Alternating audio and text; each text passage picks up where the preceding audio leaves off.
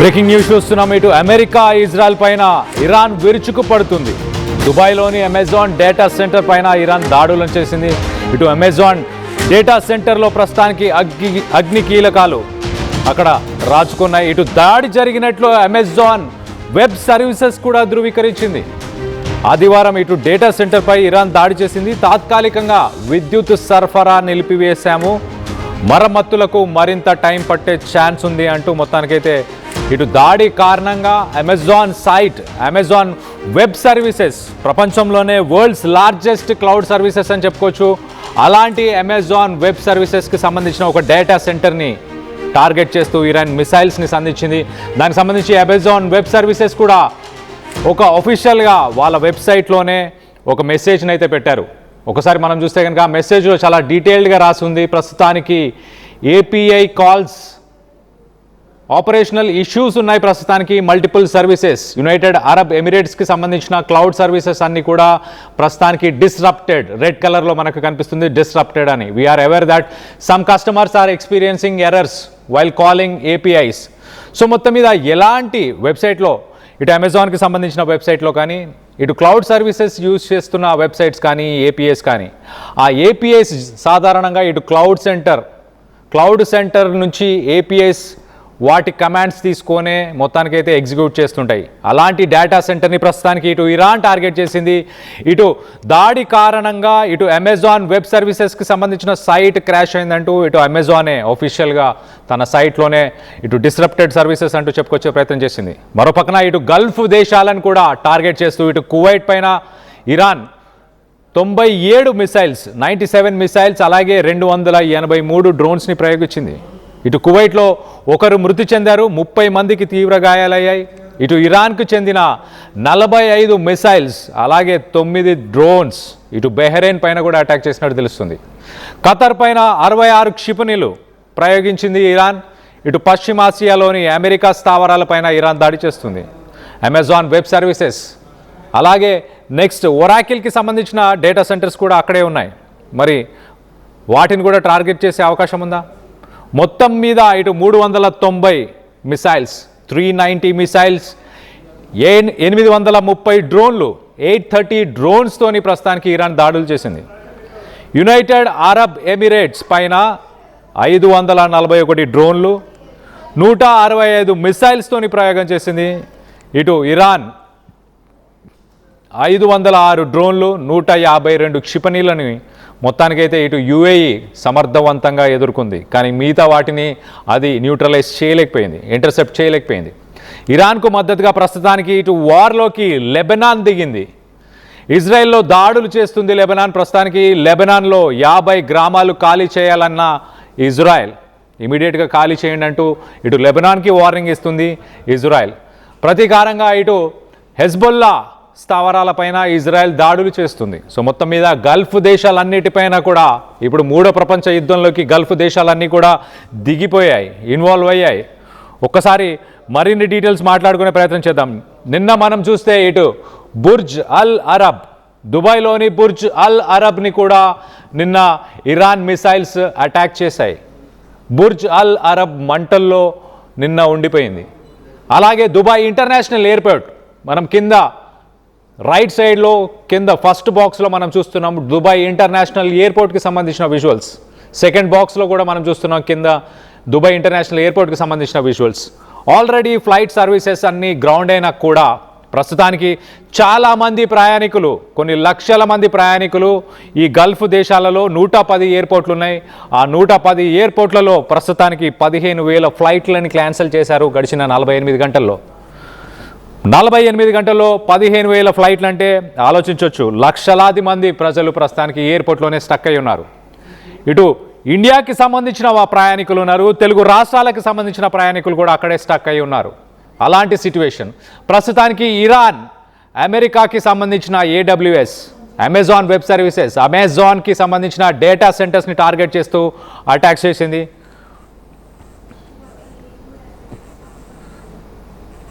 Right, మనం right side బాక్స్లో ఒక్కసారి అసలు అమెజాన్ డేటా సెంటర్ ప్రస్తుతానికి దాని సిచ్యువేషన్ ఏంటి? ఎర్లీ మార్నింగ్ ఉదయం 4:30 సమయం, దుబాయ్కి సంబంధించిన 4:30 సమయానికి ఈ అటాక్ జరిగింది. ఒక్కసారి ఆ విజువల్స్ని చూసే ప్రయత్నం చేద్దాం.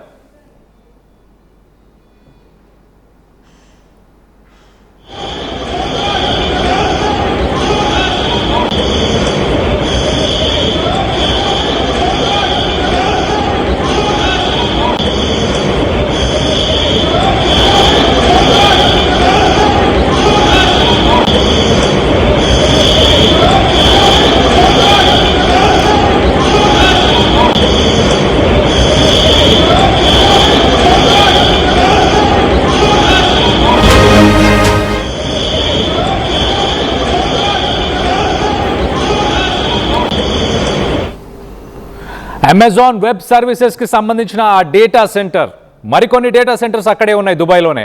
ఒక్కసారి ఆ డేటా సెంటర్కి సంబంధించిన వాల్యుయేషన్ చెప్పే ప్రయత్నం చేస్తా. ఇటు అమెరికాకి సంబంధించిన కంపెనీ అమెజాన్ డేటా సెంటర్స్ని దుబాయ్లో పెట్టుకోవడానికి ఒక అగ్రిమెంట్ చేసింది. దాని వాల్యుయేషన్ వచ్చేసి $5.47 బిలియన్. $5.47 బిలియన్ అంటే మొత్తానికైతే ఒక 50,000 కోట్లని ఇన్వెస్ట్మెంట్ చేసింది అమెజాన్ దుబాయ్లో ఈ డేటా సెంటర్స్ పైన. 50,000 కోట్లకు సంబంధించిన ఈ డేటా సెంటర్ 15 సంవత్సరాల పాటు ఈ డేటా సెంటర్స్ని కట్టబోతున్నారు. దాంట్లో మొదటగా ఉన్న ఈ జోన్ని టార్గెట్ చేస్తూ ఇరాన్ మిసైల్స్ని సంధించింది. మొత్తానికైతే 50,000 కోట్ల నష్టం అమెజాన్కి అని చెప్పొచ్చు. అమెరికాకు సంబంధించిన ఈ కంపెనీస్నే ప్రస్తుతానికి ఇటు ఇరాన్ టార్గెట్ చేస్తుంది, ఆ మిసైల్స్ని లాంచ్ చేసింది. 50,000 కోట్లు. అసలు దుబాయ్నే ఇరాన్ ఎందుకు టార్గెట్ చేస్తుంది ఇంతగా? దుబాయ్లో ఉన్న ఇన్ఫ్రాస్ట్రక్చర్ కావచ్చు, ఎయిర్పోర్ట్ కావచ్చు, అక్కడ ఉన్న బుర్జ్ అల్ అరబ్ అనే ఒక కమర్షియల్ బిల్డింగ్ కావచ్చు, అలాగే చాలామంది బిలియనర్స్ ఉంటున్న జుమైరా పామ్ రిసార్ట్స్ కావచ్చు, ఆ విల్లాస్లో ఉంటున్న వ్యక్తులని, ఆ విల్లాస్ని కూడా ఎందుకు టార్గెట్ చేస్తుంది? ప్రపంచం మొత్తానికి దుబాయ్, యునైటెడ్ అరబ్ ఎమిరేట్స్ చాలా క్లియర్గా మాది సేఫెస్ట్ కంట్రీ, మా దగ్గర మీరు ఇన్వెస్ట్ చేయండి, మా దగ్గర సిటిజన్షిప్ తీసుకోండి, ఇంతకంటే సేఫెస్ట్ ప్లేస్ ప్రపంచంలో ఎక్కడా లేదు అంటూ దుబాయ్ ప్రమోట్ చేసుకుంటూ వచ్చింది ఇన్ని సంవత్సరాలు. అలాంటి దుబాయ్లో ఇప్పుడు సేఫ్టీ లేదు అని శనివారం అర్థమైపోయింది. దుబాయ్ ఇంటర్నేషనల్ ఎయిర్పోర్ట్ని అటాక్ చేసిన తర్వాత అర్థమైపోయింది దుబాయ్లో సేఫ్టీ లేదు అని. సో ఒక రకంగా గల్ఫ్ దేశాలని ప్రెషరైజ్ చేసి ఇబ్బంది పెట్టి అమెరికా మెడలు వంచాలి, గల్ఫ్ దేశాలని అడ్డం పెట్టుకొని అమెరికా మెడలు వంచాలన్న ఉద్దేశంతోనే ఇటు ఇరాన్ ఇలాంటి ఒక అటాక్కి పాల్పోసుకుంది, అటాక్కి పూనుకుంది. సో ఓవరాల్గా ఒక్కసారి చూస్తే కనుక ఇటు మిగతా దుబాయ్కి సంబంధించిన, ఇటు గల్ఫ్ దేశాలకు సంబంధించిన మిగతా దేశాల గురించి కూడా చెప్పే ప్రయత్నం చేస్తా. వాటిపైన కూడా ఇరాన్ విరుచుకుపడుతుంది, ఒక్కసారి అది కూడా చెప్పే ప్రయత్నం చేస్తా. మొదటగా ఇటు యునైటెడ్ అరబ్ ఎమిరేట్స్ పైన, అంటే దుబాయ్ అలాగే అబుదాబి ఇలాంటి సిటీస్, అలాగే యునైటెడ్ అరబ్ ఎమిరేట్స్ పైన మొత్తంగా 506 డ్రోన్స్, 152 మిసైల్స్ని ప్రస్తుతానికి ఇటు యునైటెడ్ అరబ్ ఎమిరేట్స్ పైన ఇరాన్ వదిలింది. వాటిని మ్యాక్సిమం ఇంటర్సెప్ట్ చేసింది, కానీ కొన్ని మాత్రం డైరెక్ట్గా వెళ్ళి హిట్ చేశాయి. ఇరాన్ వాడుతున్న మిసైల్స్లో కొన్ని హైపర్సోనిక్ మిసైల్స్ ఉన్నాయి, అంటే మ్యాచ్ 3 నుంచి మ్యాచ్ 5 స్పీడ్, అంటే సౌండ్ కంటే ఫాస్ట్గా ట్రావెల్ చేసే మిసైల్స్ అని చెప్పొచ్చు, ధ్వని కంటే ఫాస్ట్గా ట్రావెల్ చేసే మిసైల్స్. అలాంటి మిసైల్స్ని ప్రస్తుతానికి ఇరాన్ వాడుతుంది. మరోపక్కన ఇటు బెహ్రెయిన్ పైన ఒకసారి మనం చూస్తే ఒక వ్యక్తి మరణించారు, అలాగే కొంతమంది నేషనల్ సెక్యూరిటీకి సంబంధించిన ఇన్ఫ్రాస్ట్రక్చర్ని కూడా డ్యామేజ్ చేశారు. ఓవరాల్గా 95 ఏరియల్ అటాక్స్ ఇంటర్సెప్ట్ చేసింది. కానీ ఇంకా కొన్ని మిసైల్స్ మాత్రం ఇటు బెహ్రెయిన్లోని యుఎస్ నేవీకి సంబంధించిన 5th ఫ్లీట్ని పూర్తిగా నాశనం చేసేసాయి. మరోపక్కన ఇటు ఖతర్లో ఉన్న అమెరికాకు సంబంధించిన అల్ ఉదైద్ ఎయిర్ బేస్, అమెరికాకు సంబంధించిన లార్జెస్ట్ ఎయిర్ బేస్ అని చెప్పొచ్చు. మిడిల్ ఈస్టర్న్ కంట్రీస్లో ఉన్న లార్జెస్ట్ ఎయిర్ బేస్ ఖతర్లోనే ఉంది.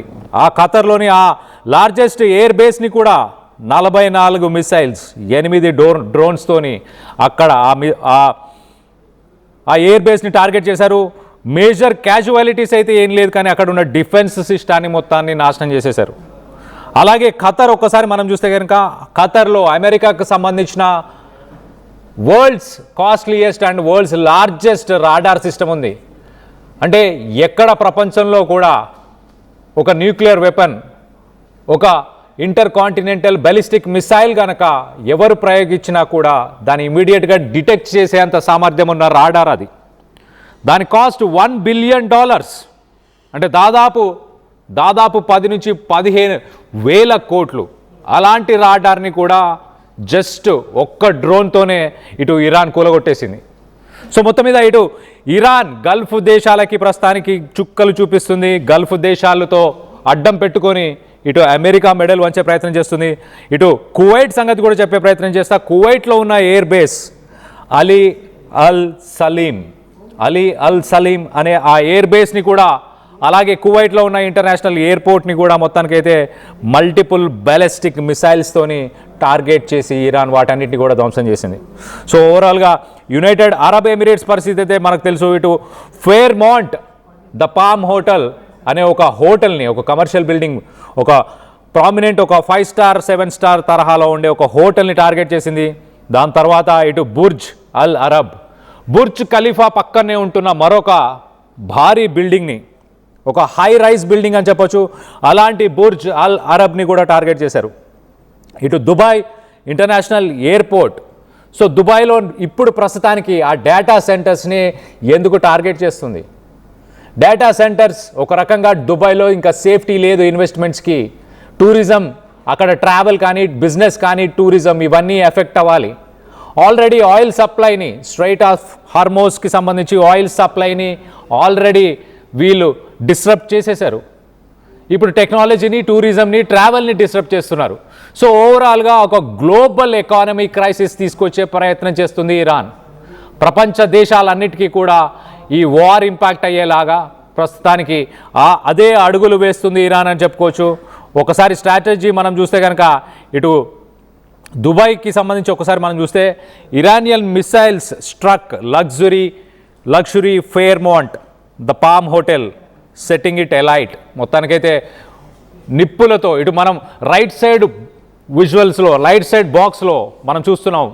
ఇటు నిప్పు రవ్వలు ఒక రకంగా మిసైల్స్ని రాత్రి ఇట్లా ఆకాశం వెలుగుతో నిండిపోయేలాగా మిసైల్స్ని పంపిస్తుంది ఇరాన్. దానికి సంబంధించిన విజువల్స్ని చూస్తున్నాం. కంటిన్యూస్గా ఇలా ఎలాగైతే తోక చుక్కలు ఎలాగైతే భూమి మీదకి వస్తాయో ఆ రకంగా ఇరాన్ నుంచి కంటిన్యూస్గా ఇటు మిసైల్స్, డ్రోన్స్ ఇటు దుబాయ్, ఖతర్, అలాగే అబుదాబి కావచ్చు, యునైటెడ్ అరబ్ ఎమిరేట్స్కి సంబంధించిన సిటీస్ కానీ, అలాగే బెహ్రెయిన్ ఇలాంటి ప్రాంతాల్లో ప్రస్తుతానికి ఆ మిసైల్స్ సంధిస్తుంది. దానికి సంబంధించిన విజువల్స్ ఒక్కసారి చూసే ప్రయత్నం చేద్దాం.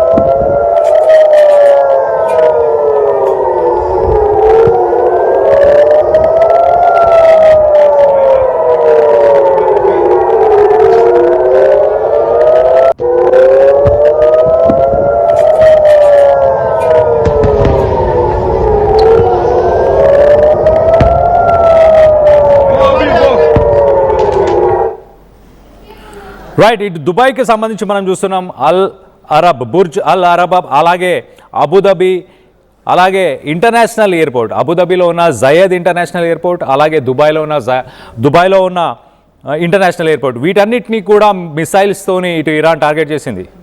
Iran air defence system maximum మిసైల్స్ని, మ్యాక్సిమం డ్రోన్స్ని కూడా ఇంటర్సెప్ట్ చేసింది. కానీ కొన్నిటిని మాత్రం మిస్ చేయగలిగింది, కొన్నిటిని మాత్రం ఆపలేకపోయింది. మొత్తానికైతే అవన్నీ ఇటు ఎయిర్పోర్ట్స్ని వీటన్నిటిని టార్గెట్ చేశాయి. ఇటు బెహ్రెయిన్ పరిస్థితి కూడా ఒక్కసారి చెప్పే ప్రయత్నం చేస్తా.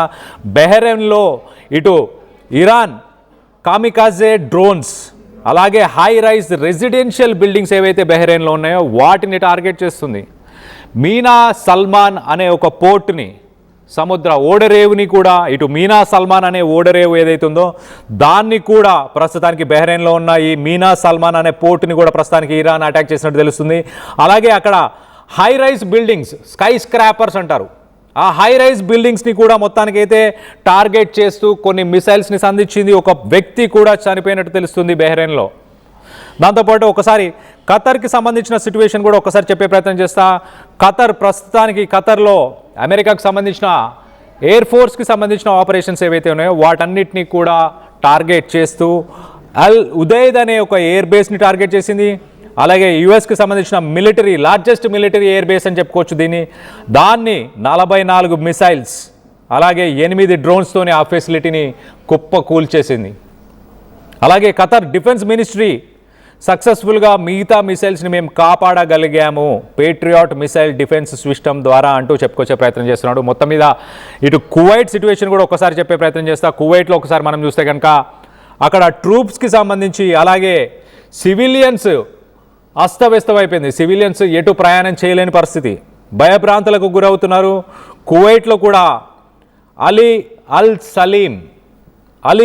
సలీం అనే ఒక ఎయిర్ బేస్, అమెరికాకు సంబంధించిన ఎయిర్ బేస్ని టార్గెట్ చేస్తూ బలిస్టిక్ మిసైల్స్ని వదిలింది ఇరాన్. మ్యాక్సిమం వాటన్నిటినీ కూడా ఇటు కువైట్ ఎదుర్కొనే ప్రయత్నం చేసింది, కానీ కొన్ని మాత్రం అడ్డుకోలేకపోయింది. కువైట్ ఇంటర్నేషనల్ ఎయిర్పోర్ట్ పైన కూడా కొన్ని మిసైల్స్ కూడా సంధించినట్టు తెలుస్తుంది. చాలామంది ఎంప్లాయీస్ ఎవరైతే ఎయిర్పోర్ట్లో ఉన్నారో వాళ్ళందరూ కూడా గాయపడ్డారు. అక్కడున్న ఎయిర్పోర్ట్ ఫెసిలిటీ ఇన్ఫ్రాస్ట్రక్చర్ కూడా కొంత దెబ్బతినింది అన్నట్టు తెలుస్తుంది. మొత్తానికైతే ఇటు ఫ్లైట్ సర్వీసెస్ అన్నీ కూడా కువైట్లో కూడా నిలిపివేశారు. మరో పక్కన ఇటు సౌదీ అరేబియా, ఒమాన్ అలాగే జార్డన్ ఒక్కసారి చూస్తే కనుక సౌదీ అరేబియాలోని రియాద్ని బేస్ చేసుకొని చాలా మిసైల్స్ని ఇరాన్ సంధించినట్టు తెలుస్తుంది. అలాగే జార్డేనియన్ మిలిటరీ చాలా మిసైల్స్ని, ఇరాన్కి సంబంధించిన బలిస్టిక్ మిసైల్స్ని కూడా ఇంటర్సెప్ట్ చేయగలిగింది. కానీ కొన్ని మాత్రం ఇటు జార్డన్ అలాగే సౌదీ అరేబియాని వాటన్నిటిని కూడా ఆ మిసైల్స్ అటాక్ చేయగలిగాయి. మరో పక్కన ఒక్కసారి ఇటు అమెజాన్ వెబ్ సర్వీసెస్కి సంబంధించి ఒక్కసారి చెప్పే ప్రయత్నం చేస్తా. దాదాపు 50,000 కోట్ల ఇన్వెస్ట్మెంట్ అది. మనం రైట్ సైడ్ బాక్స్లో చూస్తున్నాం దట్టమైన పొగ. ఇటు సిటీ మధ్యలోనే దట్టమైన పొగ కనిపిస్తుంది, దాని పక్కనే బ్యాక్డ్రాప్లో కూడా దట్టమైన పొగ కనిపిస్తుంది. సో దుబాయ్ ప్రస్తుత పరిస్థితులు ఎలా ఉన్నాయంటే దుబాయ్లో ఎటువైపు చూసినా దట్టమైన పొగలే కనిపిస్తున్నాయి. ఇటు కమర్షియల్ బిల్డింగ్స్ని, ఇటు రెసిడెన్షియల్ బిల్డింగ్స్ని, ఇటు ప్రస్తుతానికి అమెజాన్ వెబ్ సర్వీసెస్ని, ఆ కంపెనీని కూడా టార్గెట్ చేస్తూ మొత్తానికైతే మిసైల్స్ అందించారు. అమెజాన్ వెబ్ సర్వీసెస్కి, అమెజాన్కి భారీ ఎత్తున నష్టం అని చెప్పుకోవచ్చు, హెవీ లాస్ అని చెప్పొచ్చు. దాదాపు 50,000 కోట్ల నష్టం ప్రస్తుతానికి అమెజాన్కి అని చెప్పుకోవచ్చు. రానున్న రోజుల్లో మిడిల్ ఈస్ట్ కంట్రీస్లో ఇన్వెస్ట్మెంట్ చేయడానికి అమెరికన్ కంపెనీస్ కావచ్చు, అలాగే ఇటు రియల్ ఎస్టేట్ పరంగా కానీ ఇటు టూరిజం పరంగా కానీ వెళ్ళడానికి కొంత ఆలోచించాల్సిన అవకాశం ఉంది. ఈ యుద్ధం ఆగేదాకా మీ ప్రయాణాలు ఏవైతే ఇటు middle eastern countries especially Gulf కంట్రీస్కి వెళ్ళే వాళ్ళు కొన్ని జాగ్రత్తలు వహించండి. ఖచ్చితంగా ఆలోచించండి ఒక్కసారి వెళ్ళే ముందు. ఎలాంటి పరిస్థితులు, ఈ యుద్ధానికి సంబంధించిన ఇలాంటి పరిస్థితులు నెలకొన్న సమయంలో కొంత ఆలోచించి వాటిని ముందుకు తీసుకెళ్లే ప్రయత్నం చేయాలి. ఒక్కసారి మనం యుద్ధం జరిగిన తర్వాత ఆ బాంబులు, ఆ మిసైల్స్తోని అటాక్స్ అయిన తర్వాత ఆ శిథిలాలకు సంబంధించిన రెస్క్యూ ఆపరేషన్స్, ఆ శిథిలాలకు సంబంధించిన విజువల్స్ని చూస్తున్నాం. చూడండి ఎంతగా మారిపోయినాయి. అక్కడ ఉన్న బిల్డింగ్స్ అవన్నీ కూడా మొత్తంగా కుప్పకూలిపోయాయి.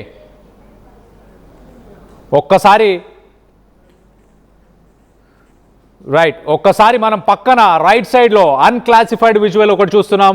ఆ విజువల్లో మనం చూడొచ్చు ఇటు స్టాండ్ బైలో ఉన్న ఫైటర్ జెట్స్ అన్నీ, అంటే రన్వేలో రెడీగా వెళ్ళడానికి ఉన్న ఆ ఫైటర్ జెట్స్ని కూడా ప్రస్తుతానికి మిసైల్స్తో టార్గెట్ చేశారు.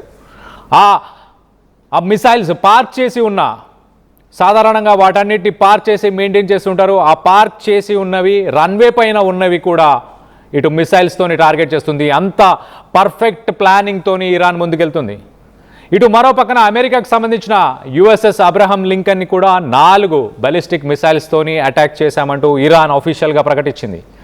ఇరాన్ నేషనల్ మీడియాలో వస్తున్న కథనాల ప్రకారం ఇటు అమెరికాని అగ్రెసివ్గా అటాక్ చేస్తాము రానున్న కొన్ని గంటల్లో, ఇటు ఇజ్రాయెల్కి సంబంధించిన ప్రాపర్టీస్ని అటాక్ చేస్తాము, ఇటు గల్ఫ్ నేషన్స్ ఏవైతే ఇజ్రాయెల్ అండ్ అమెరికాకు సపోర్ట్ చేసే వాటన్నిటి కూడా అటాక్ చేస్తామంటూ ఇటు అఫీషియల్గా ఇరానియన్ మీడియాలో ఇటు IRGCకి సంబంధించిన ఆఫీషియల్స్ చెప్పుకొచ్చే ప్రయత్నం చేశారు. మొత్తం మీద విధ్వంసాన్ని సృష్టిస్తుంది ప్రస్తుతానికి ఇరాన్.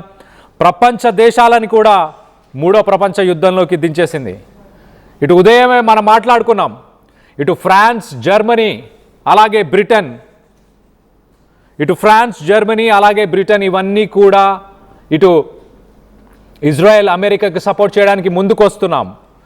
ఇటు గల్ఫ్ కంట్రీస్లో ఉన్న ఆస్తులను కాపాడుకోవడానికి, అక్కడ ఉన్న మా ఇంట్రెస్ట్లని, వాళ్ళ ఇన్వెస్ట్మెంట్స్ని కాపాడుకోవడానికి ముందుకు వస్తున్నామంటూ ఇటు బ్రిటన్ ప్రధాని కూడా చెప్పుకొచ్చాడు. పబ్లిక్గానే ఒక స్టేట్మెంట్ని రిలీజ్ చేశాడు. సో ఒక పక్కన ఇటు ఇరాన్కి సపోర్ట్ చేస్తూ రష్యా, చైనా, నార్త్ కొరియా, అలాగే లెబనాన్, యమన్ ఇలాంటి దేశాలు ప్రస్తుతానికి ముందుకొచ్చాయి. అవన్నీ కూడా ఇరాన్కి సపోర్ట్ చేస్తాం, ఇటు ఆయిల్ ట్యాంకర్స్ని కూడా టార్గెట్ చేస్తామంటూ ఇటు మొత్తానికైతే హౌతీస్ అలాగే ఇరాన్ కూడా చెప్పుకొచ్చింది. దీనికి సంబంధించి ఒక్కసారి ఎలాంటి విధ్వంసం జరుగుతుంది, విధ్వంసం జరిగిన తర్వాత అక్కడ ఎలాంటి పరిస్థితులు నెలకొన్నాయి, ఆ విజువల్స్ ఒక్కసారి చూసే ప్రయత్నం చేద్దాం.